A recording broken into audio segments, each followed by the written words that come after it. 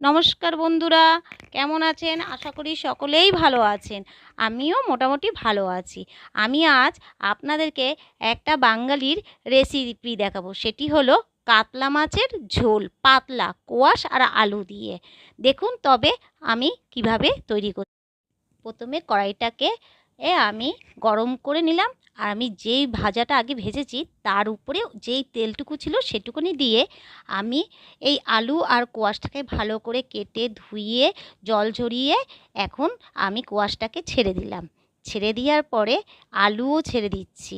এইবার এইগুলো সব সহপরিমাণে ধরে ছেড়ে দিয়ে আমি ভাজতে থাকলাম। খুব বেশি ভাজবো না, হালকা হালকা আমি ভাজবো। এই ভাজাটা আপনি দেখুন, খুবই কম তেলে আমি ভাজছি।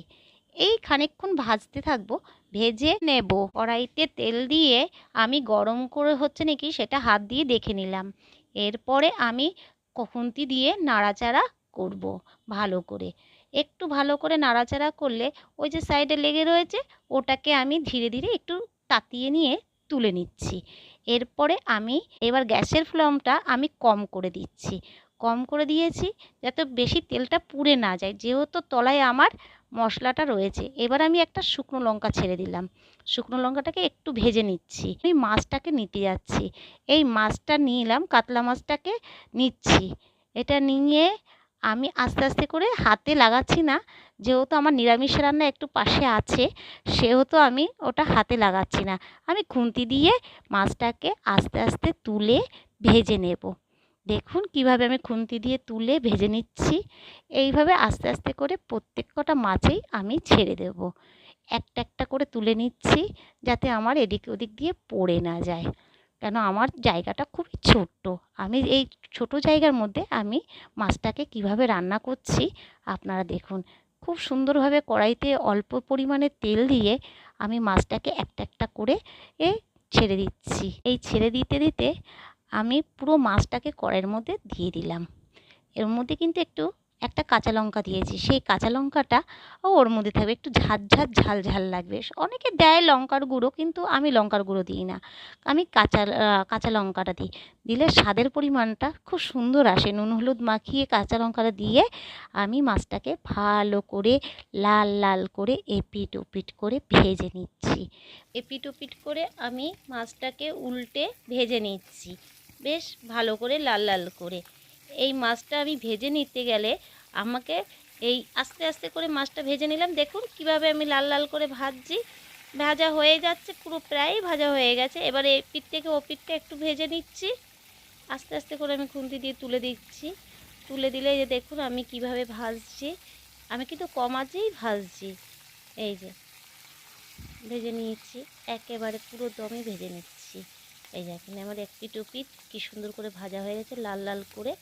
আমার লাল লাল করে না ভাজলে আবার এরা আবার খেতে চায় না। এর জন্য আমি এইভাবেই মাছটাকে ভেজে নিচ্ছি। এরপরে আমার ভাজা হয়ে গেলে আমি একটু একটু করে তুলে গুছিয়ে রেখে দেব।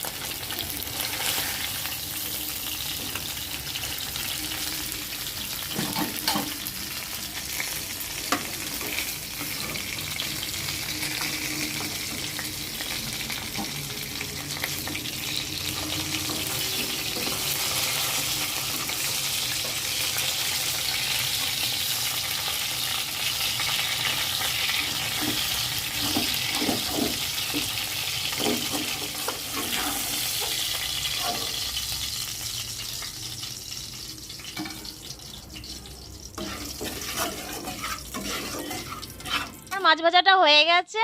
এখন আমি মাছ ভাজার তেলের মধ্যে যেই তেলটা বেঁচেছে সেই তেলটার মধ্যেই আমি কালো জিরে আর সাদা জিরে ছেড়ে দিচ্ছি।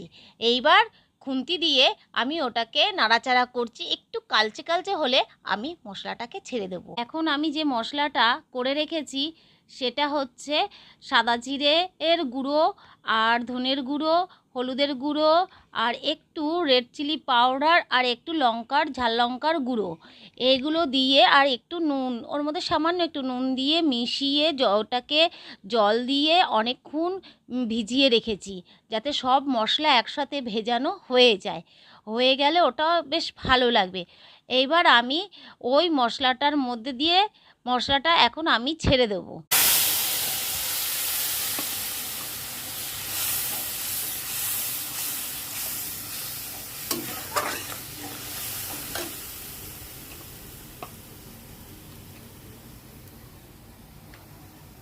মশলার বাটি ধোয়া জলটা একটু দিয়ে দিলাম, দিলে পরে ওই মশলাটার মধ্যে যাতে ওই নিচে যাতে ছেড়ে না যায়, এর জন্য এবারে একটু নাড়াচাড়া করবো খুন্তিটা দিয়ে।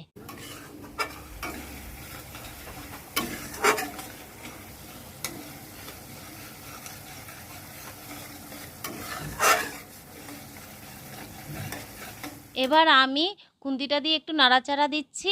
এবার মশলাটা ফুটে গেছে আর তেলটাও একটু ছেড়ে গেছে। এই তেলটা ছেড়ে গেছে বলে এখন আমি কোয়াশ আর আলুটাকে ছেড়ে দিচ্ছি। এবার ছেড়ে দিয়ে একটু নাড়াচাড়া করব।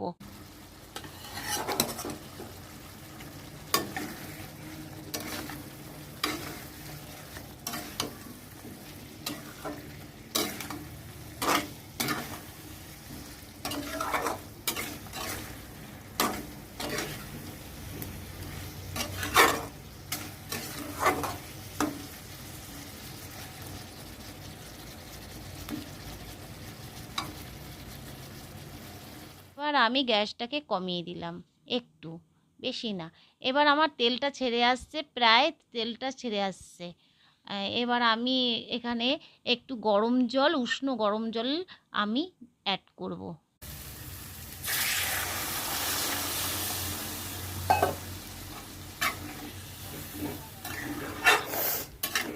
আমি কোয়াশটা আর আলুটা ভালো করে ফুটিয়ে নিয়েছি, টকবক করে ফুটিয়ে নিয়েছি। এবার দেখে নিয়েছি।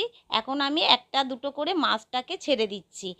এই মাছটাকে ছেড়ে দিচ্ছি, দেখুন কিভাবে খুন্তি দিয়ে একটা একটা করে দুটো দুটো করে মাছ আমি ছেড়ে দিলাম।